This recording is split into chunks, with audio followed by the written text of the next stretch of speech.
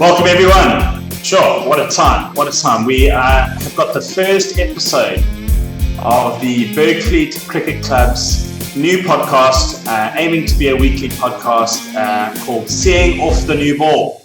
You've got myself, Greg Armstrong, and you've got my other panel member, Calvyn in Cape Town. How are you doing, Calvyn? Very well, Greg. Thanks for having me. What this podcast looks to do is we're going to talk through all four teams' results from the previous weekend. There'll be lots of stories out of it. There'll be lots of potential torment and hardship. We're going to be lamenting on everybody's accomplishments, milestones, and maybe a few failures in there too, if we're feeling frisky. And that's what this podcast is going to be about. Quite a few stories involved, quite a few guests lined up. And it's just for a weekly recap of the weekend's results. First team that we're going to look at is the newly introduced Bergvliet fourth team, aptly named after our charismatic cigarette-smoking, slurp-drinking chairman's branded internal side, the Tim's Titans. Calvyn, did you ever play in a Tim's Titans match? I unfortunately have not. I haven't received the privilege. I looked good in the nets, so was unfortunately pushed straight up to the twos. Didn't get to have a go in the thirds, but it's a dream, and I will be there one day. Well, I'm a Lloyd's Bernard's Army loyal soldier on the front lines against the Tim's Titans. A lot of that detail will make sense when we get Lloyd on. But the pressure against Montrose Cricket Club was on, as the Titans had a privileged home game, 4 teams, 1 field, privileged home game, as they received Montrose with perhaps a potential first for Bergvliet as a 4-game winning weekend. Top run scorer in the club, and I love to say this, Tim Scholz is top run scorer. It's amazing. He batted out with the tail to remain not out on 43, as the Titans could only muster 156 all out on their home track. Tim Scholz then proved his newly acquired all-round tag by managing to take 3 scalps with the boys, falling short by 3 wickets. So lots to come from the side this season. What are your thoughts there, Colin? So, it was a great performance by Tim. Actually, on Thursday, he was sitting at the ones table. I think that's how much of a performance he thought himself that he had put in. The guys just welcomed him to the table. We just saw, Tim's name, top of the runs. You're welcome, mate. Have a beer with us. Enjoy. Yes, the controversial ones table debuted 2021. I remember it well. So let's hand it over to the thirds. The seconds used to play in the 3A league, and now the thirds have taken over the 3A league. Big ask for the lads to jump up into the 3A. Massive ask. But owing to the increasing player base, we needed to do it. We had too many players. We needed to fill 4 teams. And Wesley van Tonder took over this role and this duty to captain the side, Mr. Biceps himself. If you're going to put a lot of weight onto anybody, the perfect person to put it on is a guy with biceps as big as Wesley van Tonder. Well, I don't know about you, Calvyn, how your gym schedule goes, but I only do arms once a week. But I think he does it more than 4 times a week, I'd say. Easily. Some say he skips leg day to do arms. Correct. So he won the toss. The Thirsties went into bat. Unfortunately, the top order did not perform. Jesse coming in the middle, securing it with a little bit of a 50, anchoring the innings. Round stuck around for classy 40. Some say a 50 avoidance. And Pressure managing a few lusty blows, coming in at 9, getting the team up all the way to a handsome 244, leaving Western Province to chase a mammoth total in 35 overs. I recall I played against Province last year, thankfully away, because we just love to play at Western Province Cricket Club. So it must have been absolutely crack of a deck as well. So strange that the Province batters didn't come to the races. So I think when it's your home ground, you don't really get to appreciate the batting track that you are on. Wes van Tonder opening the bowling, unfortunately not taking any sticks, but leaving it to the rest of his team as a good captain would always. Admire and Prashen both taking 3 wickets. Kabir and Jesse both taking 2 wickets. Jesse having a worldie of a day up.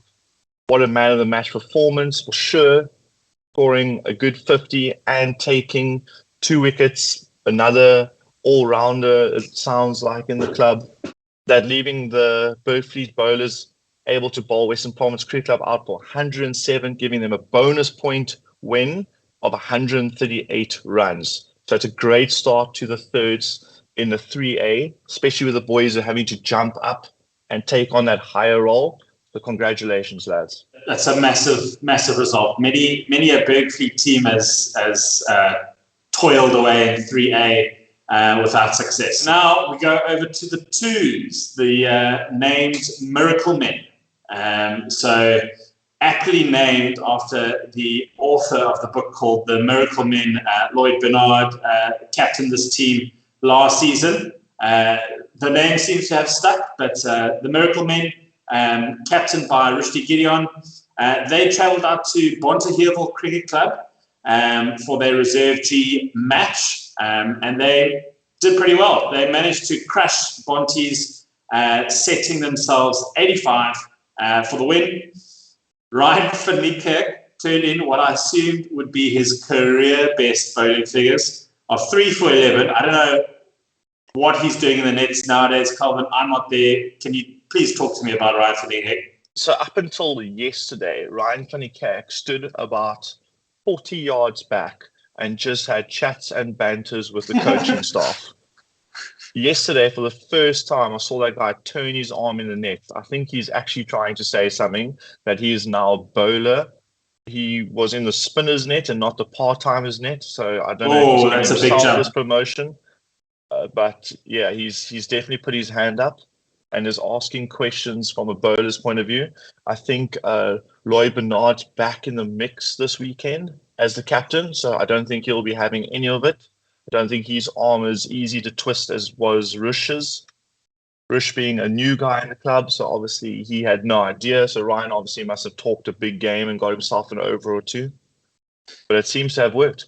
It seems to have worked. 3 for 11. That's crazy. That's no by no means rookie numbers at all. With a guy who bowls spin, who doesn't turn the ball, is you've got to hit the sticks in the early few overs because guys play for turn, and when it just carries on going straight, you get your wickets.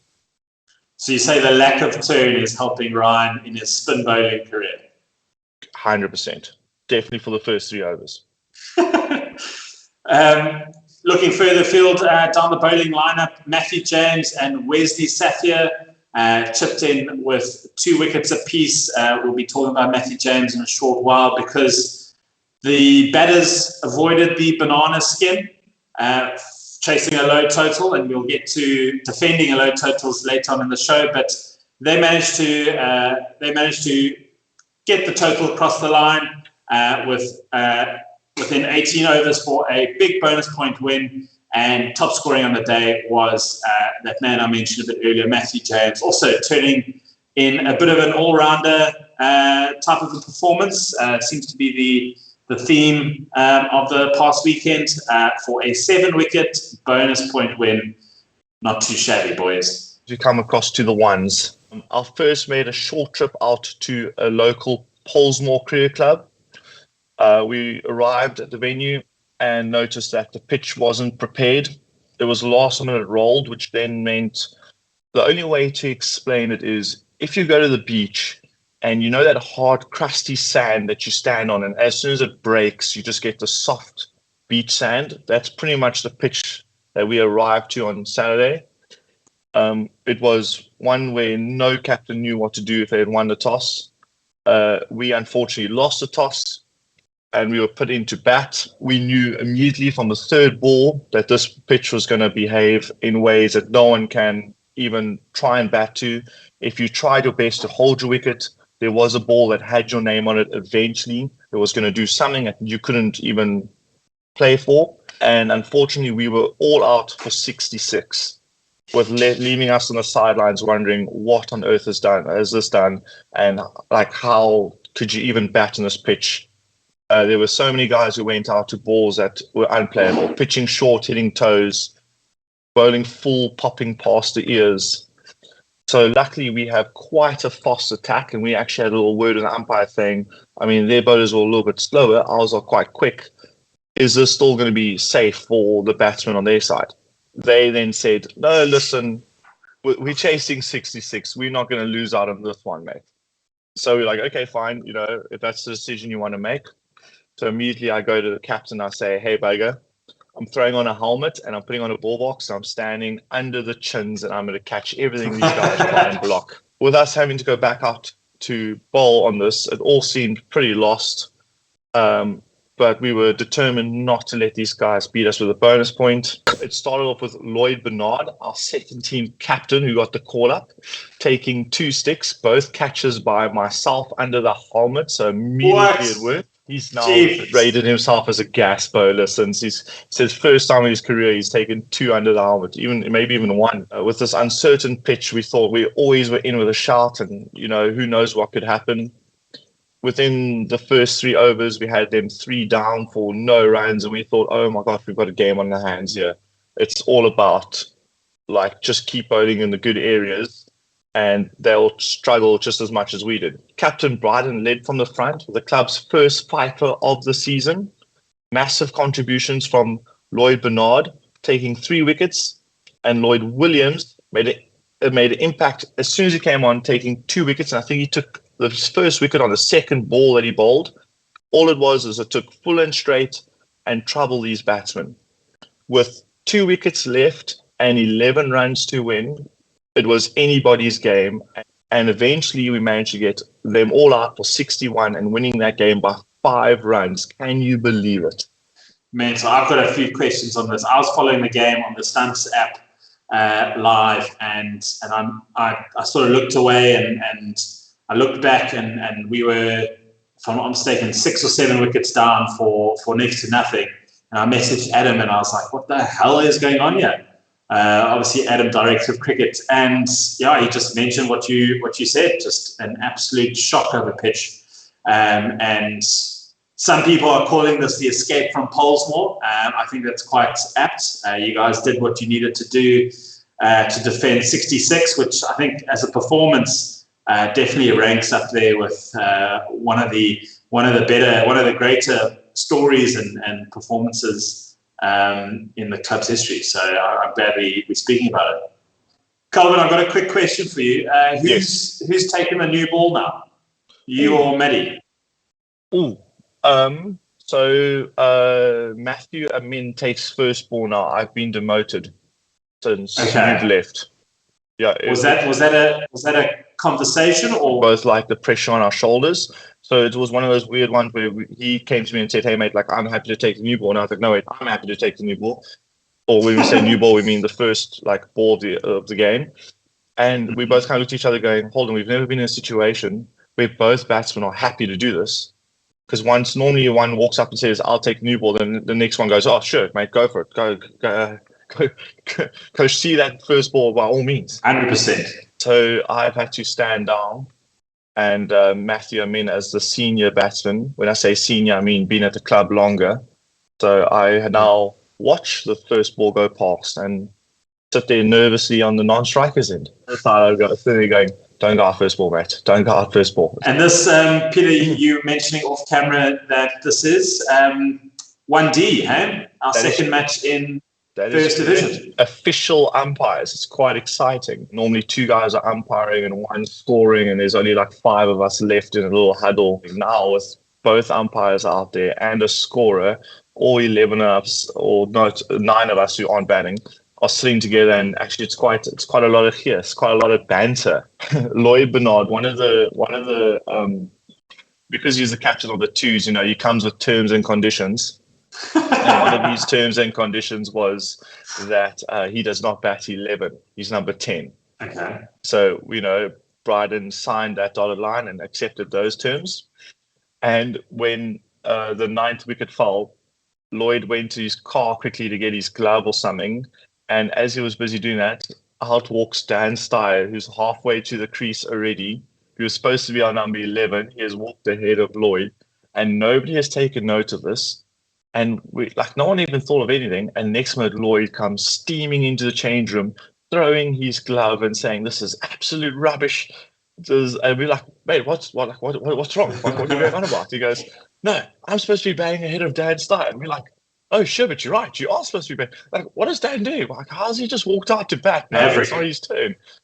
And luckily Dan Steyer stayed out for longer than 5 minutes, because that's how long it took for us to calm down Lloyd. Well, speaking about Dan Steyer, he managed to be joint second top scorer on the day with 10 runs. And 10 runs from, well, what would have been 11, but now 10, turned out to be massive in a monumental 10th wicket partnership of 14 with Lloyd Bernard.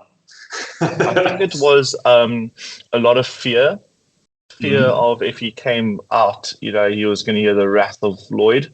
So I think fear keeps you out in the middle a lot longer than good bowling.